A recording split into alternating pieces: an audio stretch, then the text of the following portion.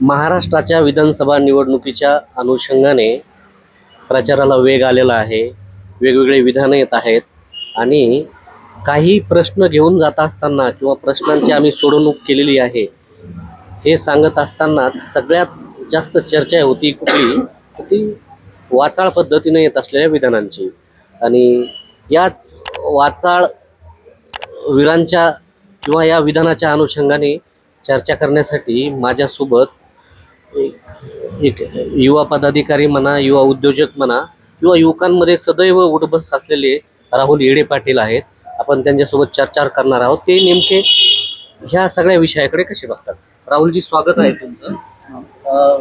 कसं बघता एकंदरीत हे जे विधानं येत आहेत त्याच्या संदर्भात? सध्या महाराष्ट्राची परिस्थिती बघता, आपल्या महाराष्ट्राची ही पूर्वी संस्कृती आज पण कधी राहिलेली नाही. आपला महाराष्ट्र एक देशाला दिशा देणारा म्हणण्यापेक्षा जगाला संदेश देणारा म्हणजे आपला असा महाराष्ट्र आहे. पण या महाराष्ट्रामध्ये प्रत्येक पक्षाचे असतील, कोणीही असतील, प्रत्येक पक्षाचे कार्यकर्ते असतील, नेते मंडळी असतील, वेगळ्या वेगळ्या पद्धतीने कोणी काही बोलतंय, काही देत आहे, कोणी प्रश्न देत आहे, कोणी उत्तर देत आहे, काही त्याला मजा राहिली नाही. महाराष्ट्रामधली परिस्थिती आता अशी झालेली आहे, एक सामान्य नागरिक असतील, जो एक मतदार पकडा, सामान्य नागरिक पकडा, सामान्य जनता पकडा, हे वैतागून गेले आहेत.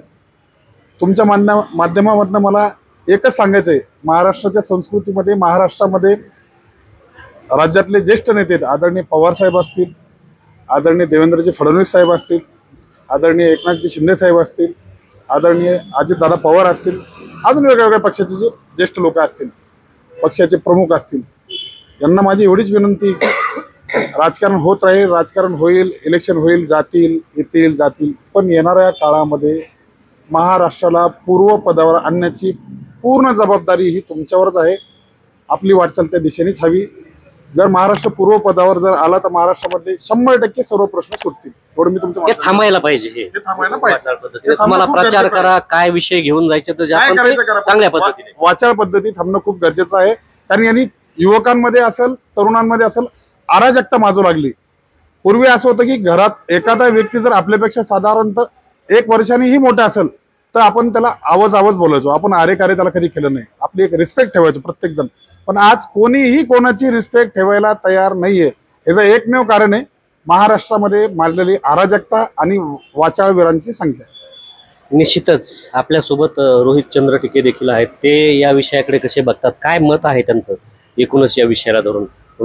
स्वागत आहे रोहितजी तुमचं. काय वाटतं तुम्हाला या एकंदरीत या सगळ्या विषयाकडे बघता? आमचे मित्र राहुल भैया येडे जे आपल्याला ज्यांनी सांगितलं की या महाराष्ट्रामध्ये आपल्या महाराष्ट्राची संस्कृती ही वेगळ्या पद्धतीची आहे.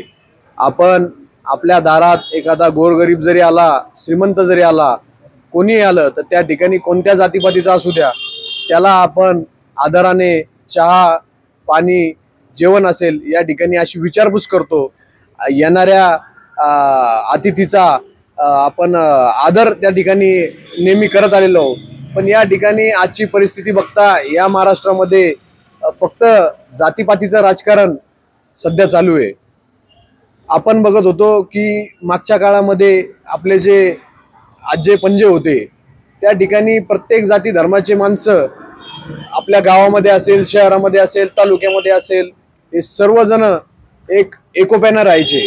प्रत्येक तो कोणत्या समाजाचा आहे, कोणत्या जातीचा आहे, कोणत्या धर्माचा आहे हे न बघता तो आपला म्हणून त्या ठिकाणी सगळे, कोणावरही संकट आलं तर सगळे धावून जायचे. पण आजची परिस्थिती, मी कोणत्याही समाजाचा असू, मला त्याच्याबद्दल सांगायचं नाही, म्हणायचं नाही, पण प्रत्येक समाजाशी एकोप्याने हा महाराष्ट्र राहिला पाहिजे.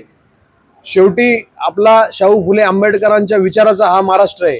या महाराष्ट्रामध्ये अराजकता कुठे माजली नाही पाहिजे म्हणून त्याची दखल या सर्व नेत्यांनी, हे जे आज संवैधानिक पदावर बसलेले नेते आहेत, विरोधी पक्षामधले जे सन्माननीय सगळे नेते आहेत, या सगळ्यांनी त्या आपल्या पदाचा, आपल्या जे लोक सर्वसामान्य नागरिक आमच्यासारखे युवा आपल्याकडे बघून काय आदर्श घ्यावा अशा प्रकारचा प्रश्न या ठिकाणी आम्हाला आज पडलेला आहे.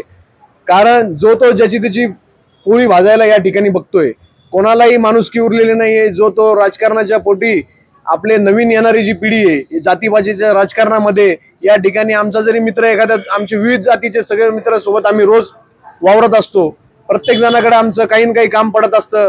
त्यांचं आमच्याकडे काही पडत असतं. आम्ही जात पात विचारून मैत्री करत नाही. पण या ठिकाणी आज आम्हालाच कुठेतरी लाजल्यागत होतंय मित्रांना भेटल्यावर, कारण एवढी अराजकता या महाराष्ट्रामध्ये यापूर्वी आम्ही कधी अनुभवली नव्हती. ही अराजकता, ही जातीपातीचं तेढ निर्माण करणारं राजकारण, हे भडकाऊ भाषण, हे सगळं या ठिकाणी बंद झालं पाहिजे. आणि कुठेतरी सर्वांनी एकोप्याने राहून या महाराष्ट्रामध्ये छत्रपती शिवाजी महाराजांच्या विचाराची, शाहू फुले आंबेडकर यांच्या विचाराचा महाराष्ट्र, हे सगळे यांचे विचाराचा आदर्श घेऊन हा महाराष्ट्र पुढे गेला पाहिजे अशी आमची भावना आहे. निश्चितच आपण बघितलं की तरुण पिढीच्या कशा भावना आहेत. वाचाळ वीरपणा हा कुणालाही आवडत नाहीये. हा रोखण्यासाठी त्या पक्षातल्या वरिष्ठांनी पुढे येण्याची गरज आहे.